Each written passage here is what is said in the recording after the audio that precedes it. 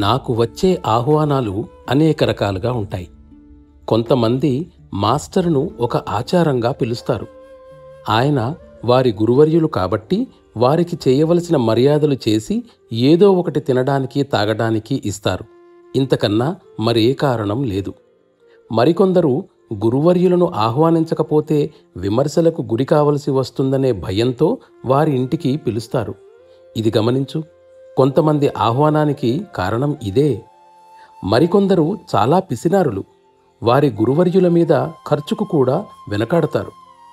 వారి హృదయాలలో నిజమైన ప్రేమ ఉండదు.